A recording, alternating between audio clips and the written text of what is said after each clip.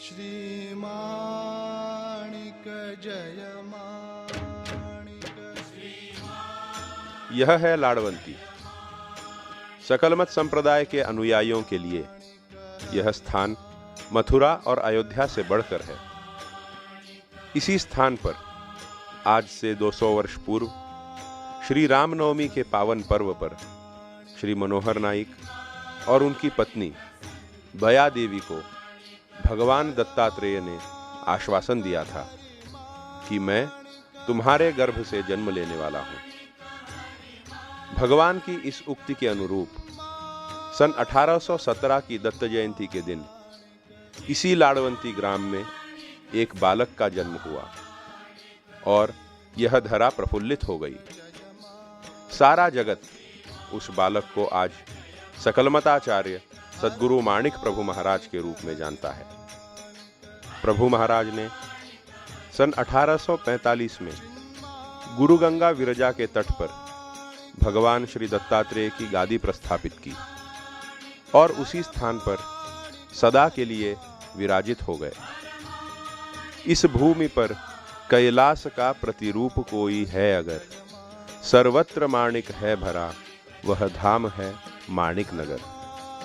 जी हां, वही स्थान आज माणिक नगर के नाम से प्रसिद्ध है।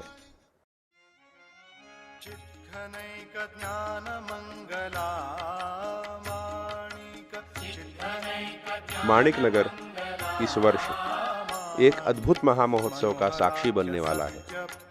प्रभु महाराज की 200वीं जयंती के निमित्त इस वर्ष श्री माणिक द्विशताब्दी महोत्सव का आयोजन किया जा रहा है।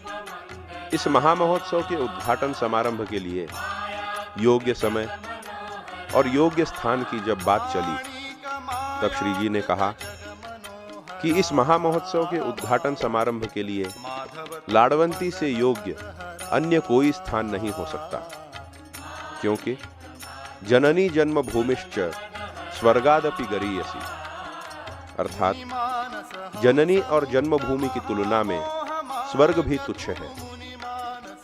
प्रभु महाराज ने हमारे उद्धार के लिए जन्मभूमि लाड़वंती से कर्मभूमि माणिक नगर तक की यात्रा की है, तो क्यों न हम कर्मभूमि माणिक नगर से जन्मभूमि लाड़वंती की यात्रा कर प्रभु महाराज के चरणों में कृतज्ञता अर्पित करें और वहीं पर इस महोत्सव का भव्य उद्घाटन भी संपन्न हो। श्री जी की इस उक्ति को आदेश मानकर यह निर्णय लिया गया कि श्री माणिक द्विशताब्दी महोत्सव का उद्घाटन समारंभ लाड़वंती में ही किया जाए और इस कार्यक्रम के लिए श्री रामनवमी की तिथि निश्चित की गई। वर्ष 2016 के दरबार में श्री आनंदराज जी ने अपने भाषण में भक्तजनों को इस उद्घाटन समारंभ की सूचना देते हुए जब यह घोषित किया कि श्री जी इस कार्यक्रम के लिए लाड़वंती तक पैदल जाने वाले हैं, तब भक्त समुदाय में उमंग की लहर दौड़ गई और देखते ही देखते संस्थान के कार्यालय में पदयात्रा में सम्मिलित होने के लिए 1200 से अधिक भक्तजनों के नामांकन हो गए। भक्तजनों के इस प्रतिसाद को देखकर व्यवस्थापकों ने भी अपनी कमर कस ली और संस्थान के सभी कार्यकर्ता पदयात्रा की तैयारियों में जुट गए। इसी दौरान श्री प्रभु जन्मस्थान का जीर्णोद्धार कार्य प्रारंभ हुआ और जन्मस्थान पर स्थापित करने के लिए बाल प्रभु की मूर्ति भी बनकर तैयार हो गई। 50 किलोमीटर की इस पदयात्रा की शुरुआत के लिए शुक्रवार 31 मार्च की तिथि तय हुई। 31 मार्च की सुबह श्री जी ने भक्तजनों समेत हुमनाबाद जाकर भगवान श्री वीरभद्रेश्वर के चरणों में पदयात्रा की सफलता के लिए प्रार्थना की।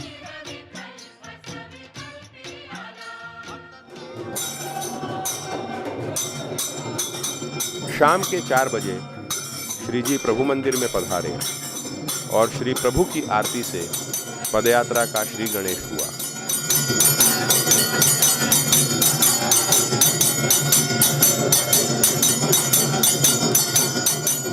पार्वती पते हर हर महादेव के जय घोष के साथ प्रभु मंदिर से पदयात्रा का आरंभ हुआ। बाल प्रभु की प्रतिमा को पालकी में रखकर भजन के साथ सिंहद्वार तक लाया गया।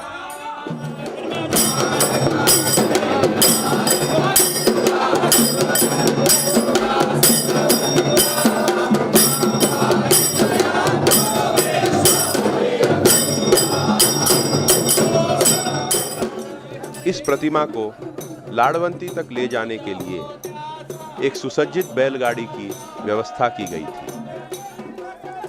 भजन और नामस्मरण के बीच श्री जी ने माणिक नगर से प्रस्थान किया।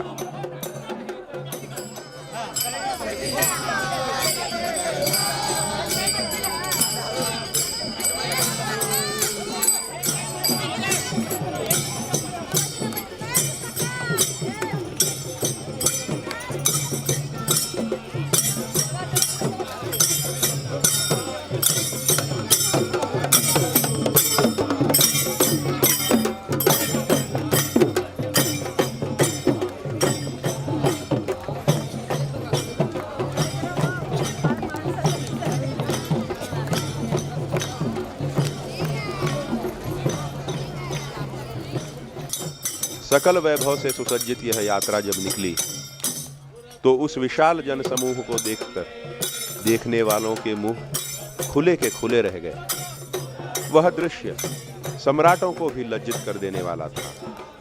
जिन्होंने उस दिन वह दृश्य देखा वे सचमुच भाग्यशाली हैं।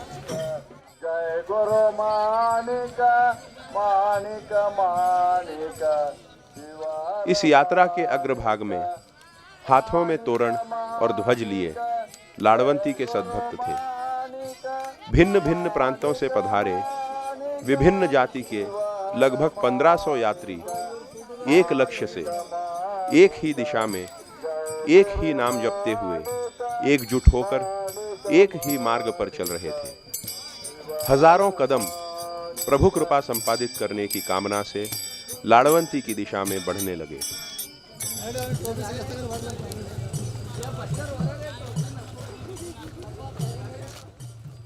सभी जाति मत धर्म के लोग कंधे से कंधा मिलाकर इस पदयात्रा में सम्मिलित हुए।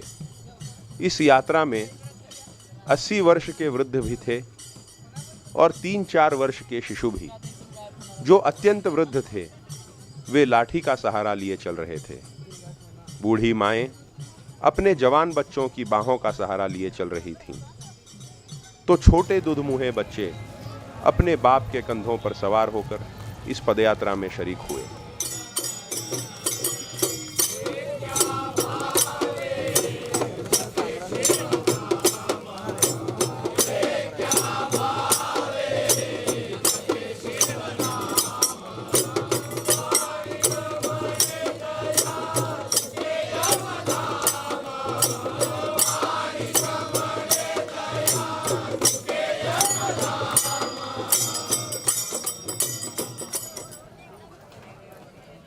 चाहे दौलतमंद हो अथवा निर्धन, सभी को एक ही तंबू में एक ही चटाई पर सोना पड़ा।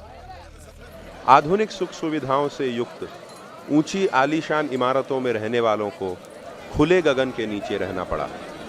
इस पदयात्रा में भेदभाव के लिए कोई स्थान नहीं था।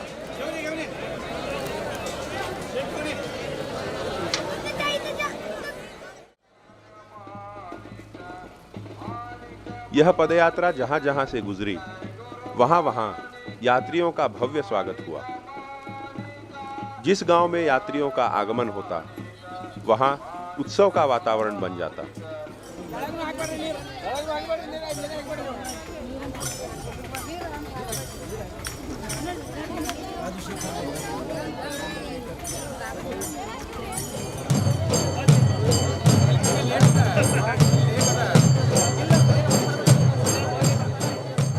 मार्ग में आने वाले प्रत्येक नगर में ढोल ताशों की जोरदार गड़गड़ाहट से, बारूद की गूंज से, सुगंधित फूलों की बौछार से, पुष्पमालाओं से, पूर्ण कुंभ से, जगमगाते दीपों से, हल्दी कुमकुम से गुलाल से और रंग बिरंगी रंगोलियों से यात्रियों का स्वागत हुआ। एक गांव में तो सड़क को करीब 3 किलोमीटर तक रंगोली से सजाया गया था।